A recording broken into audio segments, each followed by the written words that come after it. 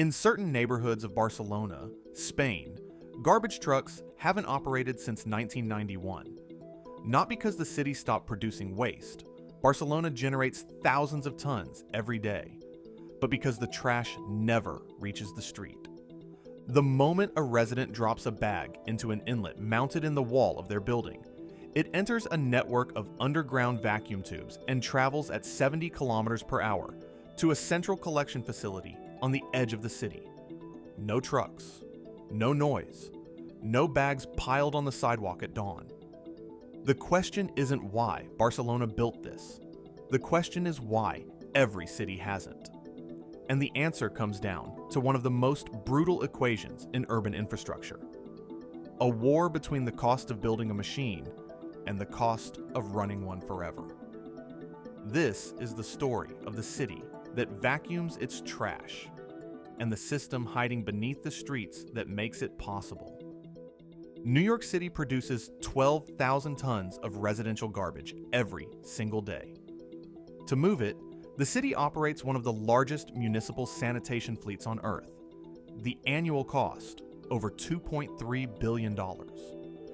Every garbage truck is a congestion tax. In a city where crosstown blocks already move at walking pace, a sanitation truck idling at the curb doesn't just collect waste. It stops a bus carrying 60 people, delays a delivery van carrying goods to a dozen businesses, and burns fuel sitting in the gridlock it created.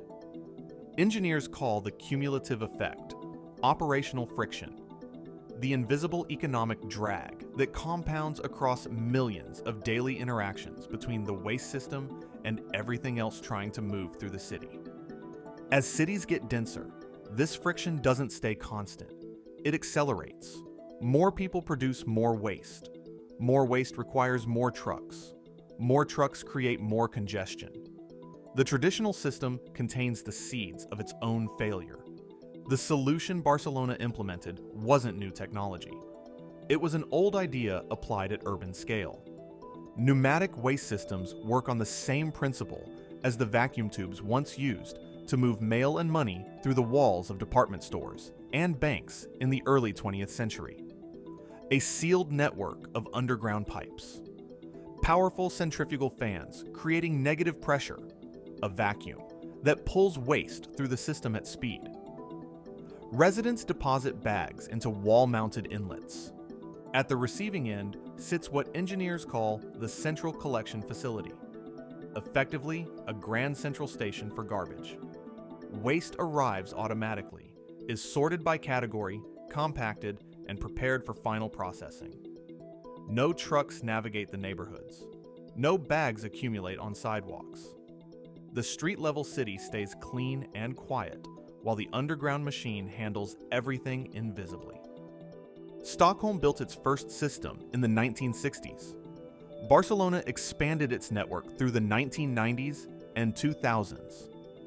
Disney World has operated a pneumatic waste system since 1971, which is why the parks stay immaculate despite processing waste from tens of thousands of visitors daily. The technology works. The question has never been whether it works. The question has always been whether cities can afford to build it. Here is the equation that determines whether a city vacuums its trash or trucks it. And it's the same equation that governs nearly every major infrastructure decision a city ever makes. Capital expenditure, CapEx, is the cost to build the system.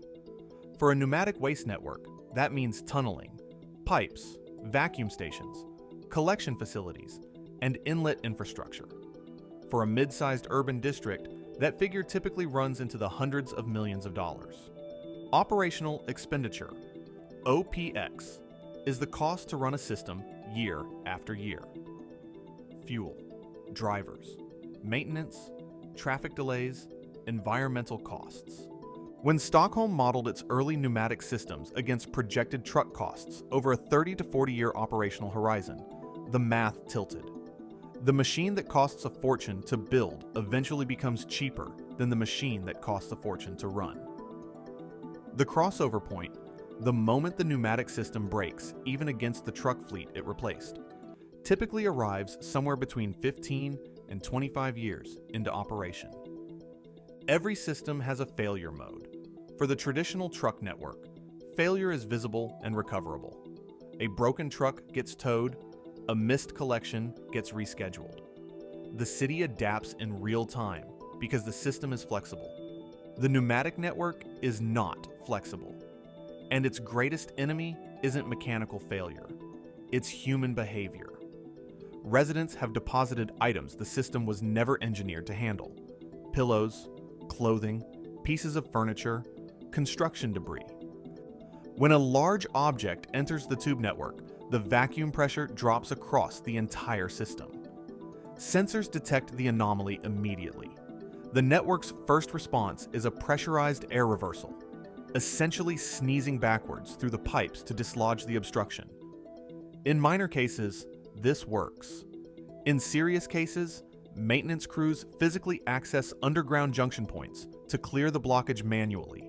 While the blockage persists, waste collection halts for every inlet connected to that section of the network. An entire district stops. One resident's decision, one pillow, one piece of scrap metal, can shut down the invisible transit system for thousands of neighbors. Even if a city can solve the financing problem and manage the human behavior problem, there is a third constraint that eliminates most of the world's cities before the conversation even starts. Density. Pneumatic systems only pay for themselves within a specific density band, what urban engineers call the golden zone.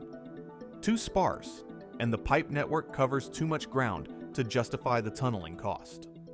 The system serves too few residents per kilometer of infrastructure to ever break even. Too dense is rarely a problem, but the wrong kind of dense is. A neighborhood of high-rise residential towers produces waste in concentrated vertical bursts, elevator lobbies, garbage chutes, that require careful engineering to feed into a horizontal underground network without overloading it. Barcelona's 22 district hits it almost perfectly. So does the core of Stockholm's Hammarby Sjöstad development. Every year a neighborhood is built without these pipes is another decade before the system becomes feasible. So let's run the numbers. Not for an entire city, for a single urban district of roughly 10,000 residents. A traditional truck collection system for that district costs approximately $2 to $3 million annually in direct operational costs. Drivers, fuel, vehicle maintenance, disposal fees. Over 30 years, that's $60 to $90 million in operational expenditure alone, not accounting for inflation, fuel price volatility, or labor contract increases. The math is not complicated. The barrier isn't the numbers. It's the political will to spend $60 million today for savings that materialize in 2045. That gap between rational long-term economics and short-term budget cycles is why your street still smells like garbage at 6 a.m. The cleaner system exists. It has been running beneath Barcelona since 1991, beneath Stockholm since the 1960s, beneath Disney World since 1971, hiding in plain sight beneath the most visited place on Earth. The only thing standing between your city and silent streets isn't the technology. It isn't even the money. It's the distance between a 30-year budget model and a quarterly approval vote. A machine that makes perfect sense over a generation gets killed by a council that can only see the next fiscal year. The trash on your curb at 6 a.m. isn't a failure of engineering. It's a failure of political imagination. The system was always there. We just followed it. That's Loginomics. Subscribe, because the machine is everywhere.